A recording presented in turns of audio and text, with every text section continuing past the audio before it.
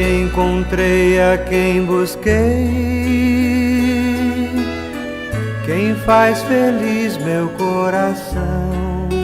Tua palavra, teu corpo e sangue, o teu amor sustenta a minha fé. Proclamação do Evangelho de Jesus Cristo segundo Mateus. Glória a vós, Senhor. Naquele tempo, Jesus disse à multidão: O reino dos céus ainda é como uma rede lançada ao mar, que apanha peixes de todo o tipo. Quando ela está cheia, os pescadores puxam a rede para a praia, sentam-se e recolhem os peixes bons em cestos e jogam fora os que não prestam.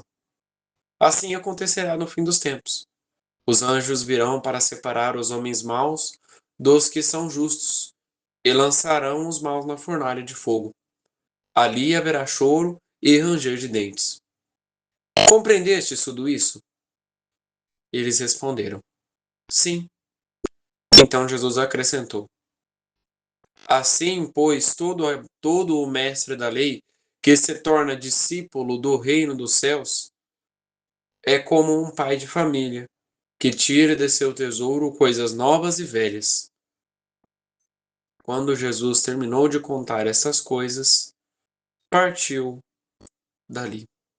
Palavra da salvação. Glória a vós, Senhor. Meus irmãos e minhas irmãs, que as palavras do Santo Evangelho perdoem os nossos pecados. Amém. É comum a gente encontrar no mar várias coisas, desde coisas simples, como moedas, colar, alguma coisa que foi jogada no rio. No rio é muito mais fácil a gente encontrar do que no mar. Coisas como pedras preciosas, ou até mesmo casos mais raros, como encontrar um barco inteiro naufragado debaixo do mar. O Evangelho de hoje mostra uma parábola simples, de um homem que puxa a sua rede e encontra peixes bons e peixes ruins. Mas vai muito além. O que Jesus nos quer revelar sobre esta parábola nos vai além de somente um fato de nós sermos peixes.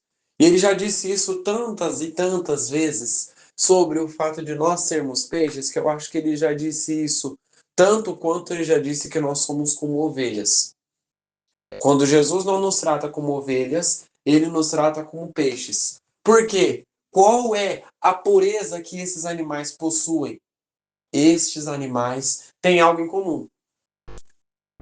Quando você olha para ele, você olha a beleza da vida.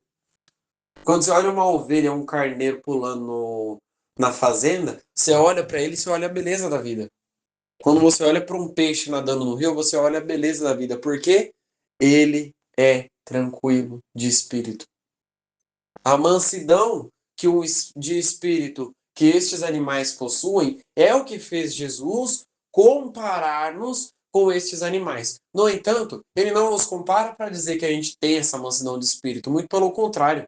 Ele nos compara para que a gente aprenda a ter essa mansidão de espírito. Um ponto muito importante para o evangelho de hoje.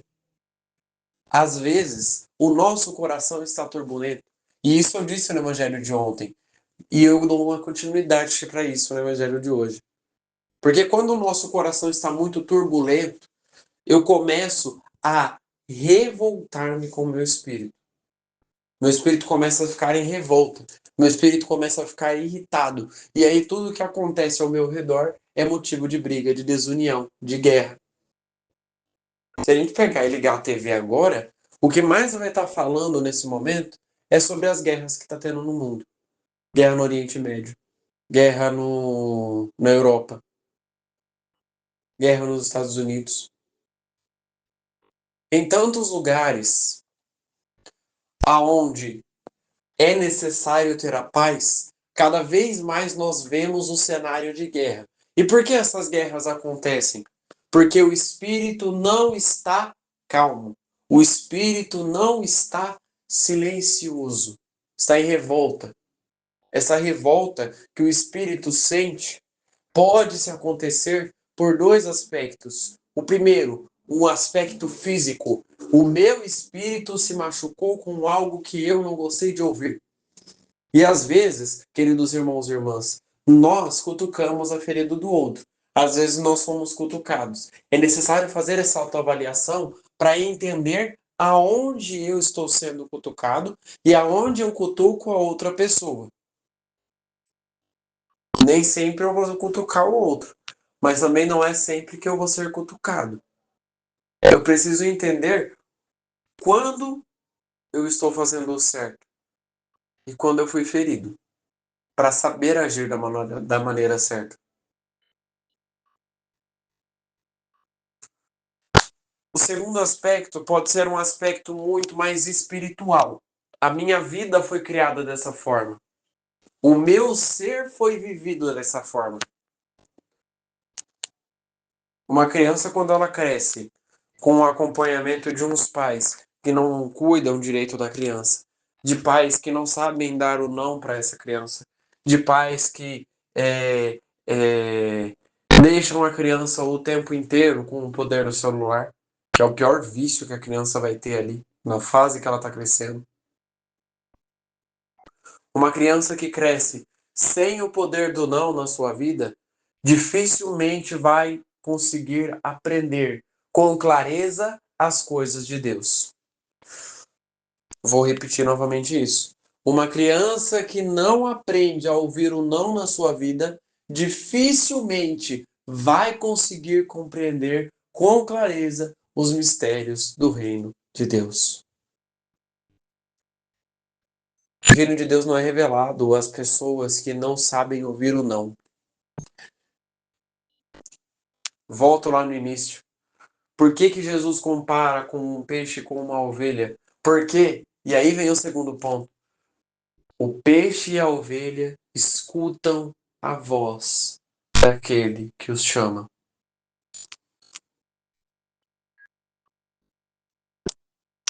O peixe reconhece quando está vindo um tubarão. E aí ele foge. Nada e vai embora.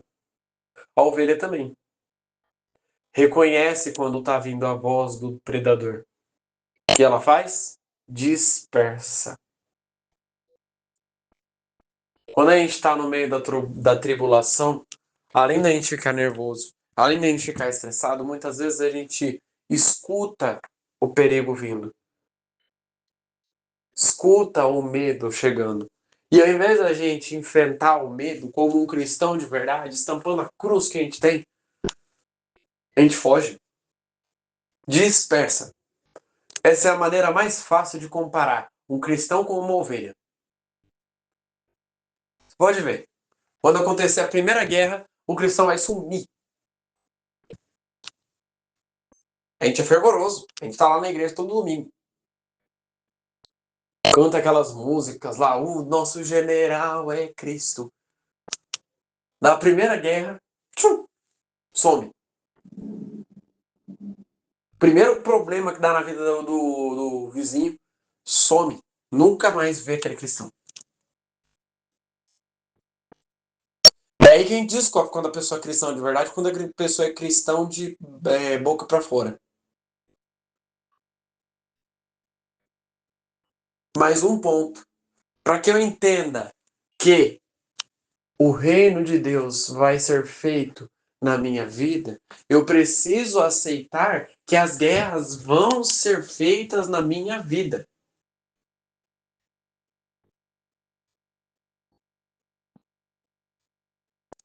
Que as guerras vão acontecer no meu coração. É preciso saber enfrentar. Lembra que eu falei ontem? Às vezes a tempestade ela vai vir. Ela vai chegar de uma maneira que a gente não espera.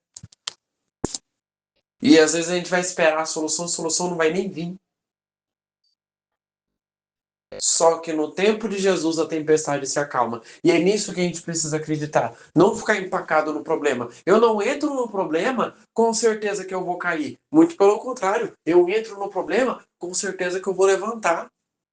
A gente não estampa a cruz no nosso peito com certeza de que a morte foi o fim para Jesus. A gente estampa a cruz porque foi através da morte que nos restou a vida eterna. É esse o sentido da cruz. Esse é o real valor da cruz de Cristo na nossa vida. Agora, se eu não aprendo este valor, se eu não aprendo a ouvir o não, se eu não aprendo a enfrentar as batalhas, dificilmente eu vou aprender a ouvir a voz de Jesus. E dificilmente eu vou aprender a ser um cristão. Você quer ser um cristão de verdade? Renuncie a si mesmo. Tome a sua cruz e siga. Mas saiba que tomar a sua cruz é ouvir Jesus. É aceitar que muitas vezes você não vai conseguir fazer aquilo que você quer. É entender que as dores vão chegar. E que como cristão, como soldado de Cristo, eu devo enfrentar essas batalhas na minha vida. Do mesmo modo que você está tendo alegria nesse momento, vai ter momentos que você vai querer chorar. Mas se nós tivermos Cristo no nosso meio, tudo estará tranquilo. Enfrentemos mais esta semana, enfrentemos mais estes dias, enfrentemos mais este mês, sabendo que eu vou ter dificuldade, eu vou ter tristeza, eu vou aceitar a minha cruz. Mas é através de Cristo que a minha vitória vai chegar. No Evangelho de hoje nós aprendamos a ouvir isso. Que no Evangelho de hoje nós aprendamos a aceitar de fato o que Jesus tem a nos dizer.